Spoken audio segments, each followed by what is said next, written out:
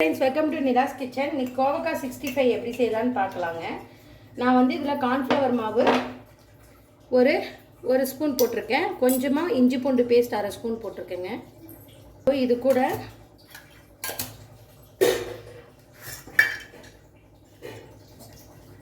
அரிசி மாவு ஒரு 1.5 டேபிள் ஸ்பூன் போட்டுக்கலாம். நான்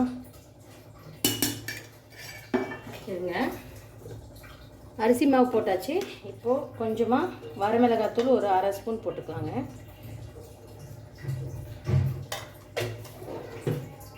கறி மசாலா தூள், இது வீட்லேயே அரைச்ச கறி மசாலா தூளுங்க. இது ஒரு அரை ஸ்பூன் போட்டுக்கலாம். நான் சின்ன ஸ்பூன்னால ஒரு 1.5 ஸ்பூன் மாதிரி போட்டிருக்கேன். பெருசுனா அரை ஸ்பூன் போடுங்க போதும். இதை நல்லா பரட்டி விட்டுக்கலாம். இந்த மாதிரி உப்பு கொஞ்சமாக போட்டுக்கோங்க. உப்பு தேவைக்கேற்ப போட்டுக்கோங்க. நான் அரை ஸ்பூன் போடுறேன். கொஞ்சமாக தண்ணி தெளித்து நல்லா இப்படி பரட்டி விட்டுக்கணும். இது நல்லா ஊறட்டுங்க, பொரிச்சு எடுத்துக்கலாம். அவ்வளோதான், இது நல்லா ஊறணுங்க நமக்கு. அவ்வளோதான், இது நல்லா ஊறட்டு ஒரு 1/2 hour. பொரிக்கும் போது உங்களுக்கு காமிக்கிறேங்க. பாருங்கள், இந்த மாதிரி பரட்டி வச்சு க்ளோஸ் பண்ணி வச்சுக்கலாங்க. அப்புறம் ஓப்பன் பண்ணி பார்க்கலாம். பாருங்கள், நமக்கு கோவக்காய் நல்லா ஊறிடுச்சு. இப்போ இந்த ஆயிலில் போட்டுக்கலாம். ஆயில் நல்லா காஞ்சதுக்கப்புறம் நம்ம அந்த வச்சுருக்க கோவக்காய் இருக்குல்லங்க, பரட்டி வச்சது அதை போட்டு எடுத்துக்கலாம்.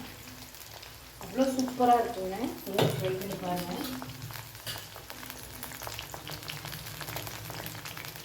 இது கொஞ்சம் மொறுமொறுன்னு இருக்குதுங்க. நல்லா கிறிஸ்பியாக எடுத்திங்கன்னா அவ்வளோ டேஸ்ட்டாக இருக்கும். கோவக்காய் வெந்து கிறிஸ்பி ஆகணும். நல்லா வேகட்டும் பார்க்கலாம். நல்லா பொரியணுங்க. இன்னும் கொஞ்சம் நல்லா பொரியணும். நமக்கு அந்த பபிள்ஸ் எல்லாமே ஸ்டாப் ஆகிடும். அப்போ தான் நல்லா கிறிஸ்பி ஆகிடுச்சுன்னு அர்த்தங்க. பொரியட்டும் பார்க்கலாம்.